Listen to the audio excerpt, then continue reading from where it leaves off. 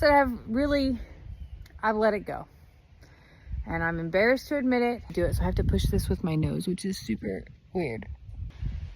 Everything got like way out of control. And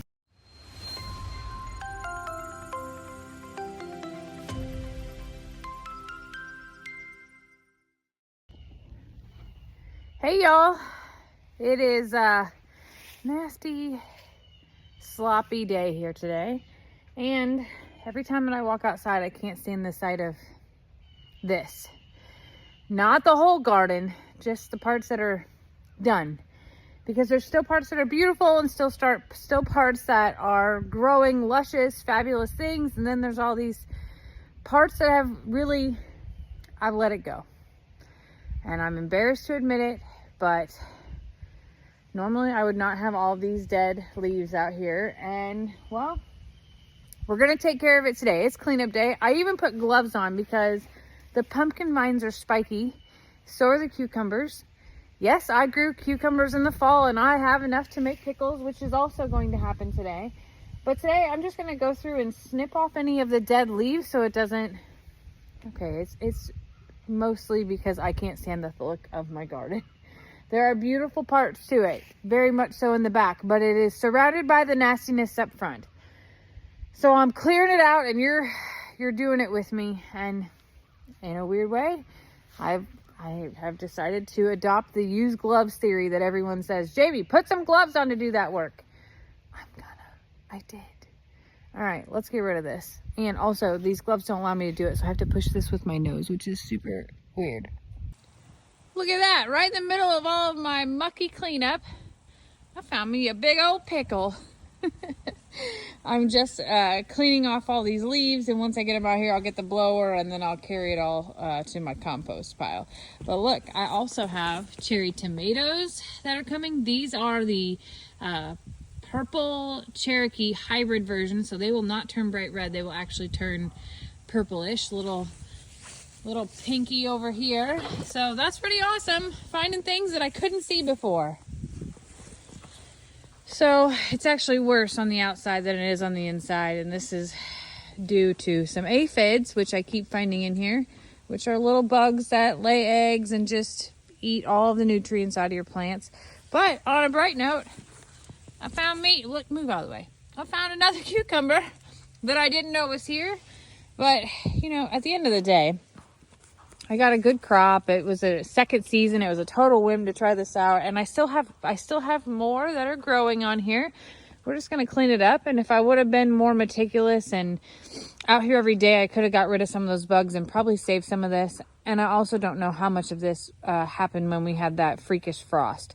I could have damaged it with putting the blankets over and saran wrapping the garden, all of the things. And then it still could have got too cold for them. So either way, we're cleaning this up. Oh boy, I see Stella and I see Sandy running to go check out what that bark is. And I hear Shirley Bird over here drumming to her own beat, knocking her head up against the fence. That is the strangest thing that she does. Either way, let's keep going. Oh look, the help is here. Mama has got a lot of stuff cut off. Yeah. We're gonna have to blow that all out. Don't eat those. That's probably not good. Those are beauty berries. Don't eat those. Sandy. Oh my gosh. Okay. Progress is being made. Most of the brown dead is off. I got a few things I gotta figure out how to reach without cutting anything else. But hold on a second, because I thought of two pretty good analogies here. So one, as I'm finding it so easy to cut all of this off, all the dead weight, all of the not right and holding back the plant material, I think to myself, like, why is it so easy for me to do this? But it's not easy for me to cut people and things out of my life that aren't good for me or aren't good for my growth. And then I start thinking about, like, gosh, I've really neglected this garden in the past few weeks, and because I stopped paying attention to it every day, I just put water on it and made sure it was okay. Everything got like way out of control. And if I've let my garden go, the thing that I love and care for and take pride in, how much more have I let my body go? I don't know, 2 really big, deep thoughts in the middle of gardening. And I have eaten fast food for the last few weeks and overindulged and just not taking care of me, not gotten the right amount of sleep, not put the things that bring me mental peace into the priority space because so much has been going on. And the other thing I'm guilty of is letting things stay connected to me that weigh me down.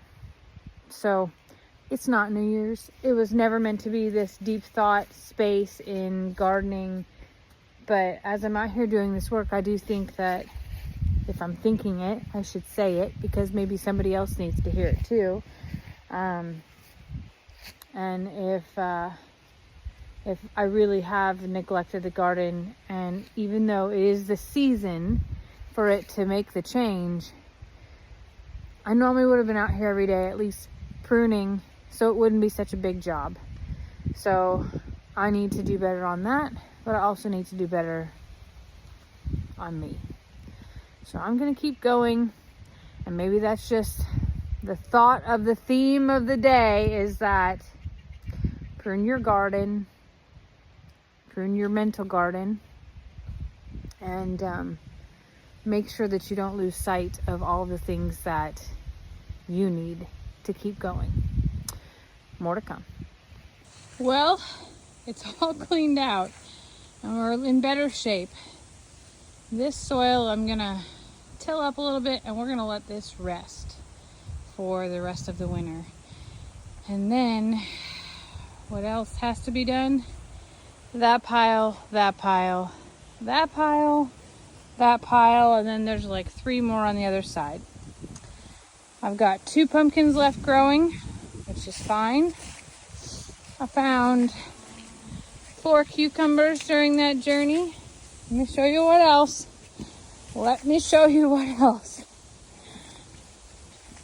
These pumpkins need a little bit more growth, but they were squash borers, so they weren't turning orange as fast as they will just being off the vine. So we have 5 pumpkins. We have 6 spaghetti squash. We have a regular twinsy squash. We have 2.5 turnips. Not too bad for a day's work. All right, I'm gonna get out the tractor, but I'm gonna say goodbye to y'all. Thanks so much for being a part of my work day. I love y'all.